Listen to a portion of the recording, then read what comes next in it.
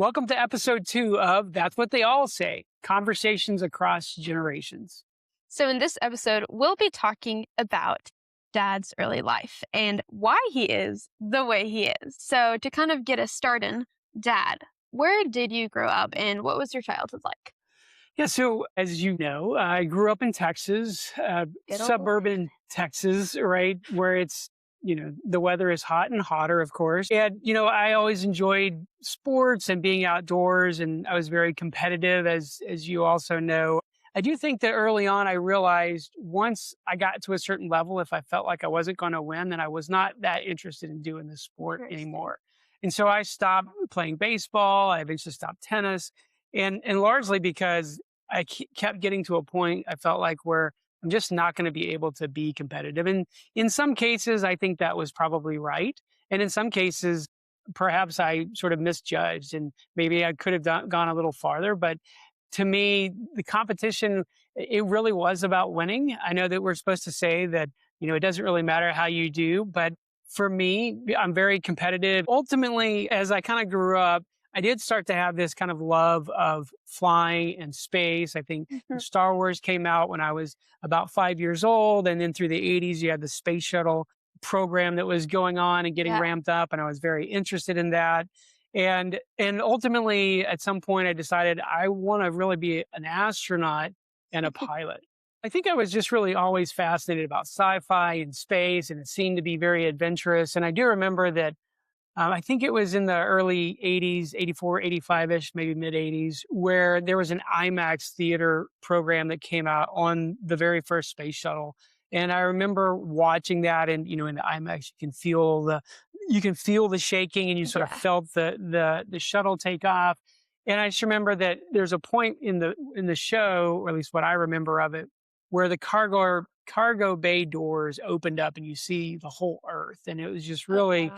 kind of awe-inspiring, and I felt like, "Oh, I really wanna do that." And then, I sort of also had this idea, well, astronauts that's a really lofty goal, but I can certainly be a pilot, and there were, movies, Top Gun, Iron Eagle, and a couple of others that came out, and so I was all pumped up about becoming a pilot, becoming an astronaut, and, that really led me ultimately to apply to the Air Force Academy. Spoiler alert, I didn't actually go to the Air Force Academy, but in fact, that was the only thing I really wanted to do. Hmm. But I had a great senior counselor, R.L. Anderson. They eventually named the stadium after him in my high school. Really? And he said, no, you should apply to all of the service academies. Don't just limit it to just the Air Force. So I applied to the Air Force Academy, Naval Academy, and West Point. And then ultimately, I really only got an appointment to West Point, even though the Air Force was really the one that I wanted to get into. Were you disappointed when you didn't get into Air Force and instead went to, like, I guess the less desirable one? How did you kind of deal or come to terms if you were disappointed? I was definitely disappointed, and I wish I could say that, well, did a lot of soul searching, a lot of praying, and it just Hmm. felt like that's actually not really how that happened. I mean, it really came down to this phrase called two in the two in the hand versus one in the bush, right? The thing that you have versus the hope of something different. The thing that you have may be the better option. And so it really came down to just a very practical decision of I got an appointment to West Point and I did not get one to the Air Force Academy. So I thought I'll just go to West Point. We'll try that out. We'll kind of see what that's like. And if I don't like it, I can always reapply to the Air Force Academy. Was sort of my thinking as I Hmm. went into it. I remember it was quite the culture shock. I thought I was ready for it. I really wasn't. I went from being like, a big fish in a small pond, very small high school, to being a very small fish in a very big pond, very humbling. At one point during the cadet basic training, I even was really to the point where I thought, I'm just going to quit. I don't want to do this anymore. I really don't want to do it. And it actually came down to, again, I wish it was some sort of like spiritual lesson, but it really came down to someone, and I don't know who told me this. He said, it's a lot of paperwork if you quit. And Oh my so I goodness. sat there and thought, well, I don't want to do a lot of paperwork. So, so that actually probably for 3 or 4 days just drove me to like, I just not see if it gets any better. And so the way summer basic training is done, you have, it's 6 weeks, you have 3 weeks of first detail, and then all the cadre swap out, you do 3 weeks of second detail. So I remember after about 2 weeks, people said, "Oh, well, let's," I started thinking, I'll wait and see what happens. Maybe the second detail will be better than the first detail. Maybe I'll like it Can I more. pause you real quick? Mhm. Detail is Oh yeah. So the detail are the cadre. So they swap out all the cadre. You have like an upperclassmen. assignment? You have upperclassmen that are responsible for training you, getting you through the summer, teaching you all the knowledge that you're supposed to know how to march, and you know get making like literally later like your drill sergeants. Okay. And then halfway through, they swap out all those cadets. Those cadets go away and do something else, and you get a whole new batch of Oh, cadets. okay. And so if you don't like the current batch, if you wait a little bit, maybe the next batch will be better. I'm not sure if it was that or because we started going to the rifle range, we got started to do more kind of army type things, which I kind of enjoyed a little bit more. And then before you knew it, we were now out at Camp Buckner, which was kind of the week long exercise in the field to sort of validate what you'd learned. And then we did the Hmm. march back. And then it was, well, let's see how academic year goes. And so before you know it, now I made it all the way through the summer and I'm Oh, wow. starting the academic year. And I thought, well, I'll be really good in academics because I was over a 4.0 GPA in high school. Wow. Spoiler alert, that's not what actually happened. Oh, I was not a great student. In fact, just about failed freshman chemistry that first semester. I oh actually thought I no. was going to fail it. And one of the one of the things that I did because I was told and at West Point, anytime you fail any class, you can actually be kicked out just for failing one class. It's rare, but it Interesting. can happen. So I was told, "Oh, you should go take some these." They offer these free courses on studying and time management. So I took those. I don't know if I learned anything from that. I just know that I was like checking the block, every block I could, because I didn't want to get kicked out, which is a little bit of a change from over the summer. I thought I just want to leave here, and the only reason I'm still here is because there's a lot of paperwork. Now it turned into something where actually I want to stay here and I want to do well here. And so eventually, I kind of got into a better academic position. I thought, oh, well, I think when I get into my major, when I get into engineering, I'll be better. I'll be a better student. So I chose aerospace engineering, which is at the time was arguably the second hardest major right outside of electrical engineering, which was another class, which I thought, oh my gosh, I almost That failed sounds that really one too. hard. It felt like I was never a straight A student. I didn't even quite make 3.0. I was at like 2.98, 2.99-ish overall. So I mean, 2.0 and go is what they say, right? You just have to give a 2.0 average in order to graduate. So I did graduate on That's time good. and everything. I never failed a class, though there were a couple that I might have held on by the skin of my teeth. Um, and so eventually, I kind of got in a little bit better academic position, and then the big thing that you do while you're at West Point is, in addition to getting a degree and getting a commission, you also pick your branch that you're going into the Army. So I chose to be an aerospace engineer, Yes. partially because I was interested in that, Mhm. partially because I thought it would help me become a pilot, an Army aviator, which is what I wanted to be. And spoiler alert, I didn't make it to be a pilot either. And really, just as I kind of went through West Point, there's a process where you pick your branch, and some of the branches have extra requirements. Aviation was one where you had to pass a physical. Well, the physical, for whatever reason, like the Army at the time was not wavering, or you would require a waiver if you had seasonal allergies, believe it or not. And so I had those, they were in my record. So I had to apply for a waiver, and I ended up not not making aviation Because of seasonal because of the seasonal allergies. allergies, right? Which Which as you a can't control. which I can't control. And which a little bit of a quick side note, right? The reason I didn't get into the Air Force Academy largely was because I was not pilot qualified because of allergies. But ultimately, I feel like God had a different path for me to go down. In the moment, though, like, your dream was stripped away. Like, that was your dream from childhood to be in the air and to be a pilot or an astronaut. How did you, like, grapple with Yeah, so it actually turned out that sort of when all this came to a head, I wasn't going to get to be a pilot, et cetera. It happened that I was on a retreat with OCF, the Officer Christian Fellowship group there. It's just kind of a Bible study Oh, for okay. cadets. The Officer Christian Fellowship is worldwide. They do Bible studies and discipleship and ministry to officers throughout the military.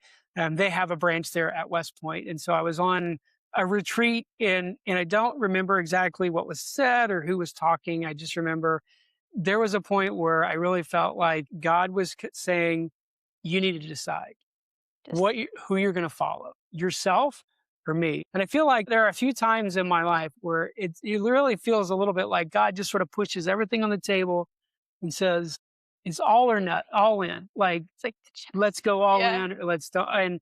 And so to me, for whatever reason over that weekend, I really felt like God was saying, you have tried for 21 years to figure out what you're going to do to manipulate, to do all these Mm. things. And now everything you've done has not worked. And so what are you going to do now? You going to keep doing that or not? And so I felt like that was a point, that was a turning point where I had already dealt with salvation. That was a lordship issue. To me, that was where I had to decide who is going to be in control of my life. And that was when I felt like I really said, okay, Lord, I'm all in. I will follow you. Whatever that looks like, I'm just going to try to figure out what you want me to do and follow you as you lead me through this process. Because at that point, like you can't just quit the army your senior year at West Point. You owe them time. I mean, you're going into the army one way or the Whether you other. like it You or might not. as well get your degree, get your commission, and be an officer Yeah. rather than try to quit and be like a E4 non-promotable for 3 years, 5 years, or whatever. And so that was really a turning point where I really dealt with lordship, or I feel like God dealt with me in terms of lordship of my life as who am I going to trust to control my life? And it was a huge change. I had several people that said, wow, you can really tell that things changed in you, that I stopped, I think, stressing over so many little details and trying to get what I wanted and to really kind of manipulate things. And it really was a little bit probably happier, a little bit less stressed because I did feel like, this is not mine to control. And this is really, this is something where I just need to learn to follow. I need to learn to follow where God's leading. And I'll put my head down for those sort of intermediate goals, but I'm going to trust that wherever I'm going, God's directing that, and I'm going to get to wherever it is that He wants me to go. It reminds me of in Jeremiah 17. I think you know this, but Jeremiah, the author, paints this picture of a person whose trust is in the Lord, and it says, whose confidence indeed is the Lord, and he will be like a tree planted by water. And then it says, when heat comes, it will not worry. And that's kind of that image of a tree planted by water who's constantly getting its source from the water. And then when the heat comes, when like God is like, what are you going to choose? It doesn't worry because it's trust. Your trust is in the Lord. Yeah, and not something sometimes easy. Like I wish I could just say that. Well, ever since that happened, then God showed me where I was going to go. And honestly, that's not at all what happened. I really thought I'm going to hate the Army because I'm not going to be a pilot. I chose engineering as a branch because I was an engineer as a cadet, and I just feel like I'm going to do 5 and fly, which is what we call it when you do 5 years active duty service and then you get out. Because like prior to that, I didn't really feel like I liked much of the Army. And part of the thing that kept me going was thinking, well, I'm going to be a pilot anyway, so I don't have to worry about some of these things that they're doing. And now Well, that wasn't going to happen. But, spoiler alert, as another you one. know, I did not get out after 5 years. In fact, it was 28 years versus the 5 and fly. But that's for a different podcast episode. Those who love the military all say 5 and fly. Well, just to kind of wrap this up, I think a couple of things is, as I look back and kind of think about what did I learn or what would I want to pass on from that is number one, I would say be careful about these long-term, life-term goals and really holding on to those. I do feel like even if God's going to like if God had said, Geoff, yes, astronaut pilot, that's what I want you to do. I feel like there would have probably been some hardships along the way because I was so close fisted with that goal that I was going to control it. I feel like God would have kind of needed to start breaking some knuckles in order to It's like a teach me little that same child's lesson. fist. Right. And so I feel like to some degree, your long-term goals, it's great to have them, hold them with an open hand. It doesn't mean, I'm not saying don't try hard, don't strive for things. I'm just saying while you're doing that, think about, what happens if I don't get it? Is it possible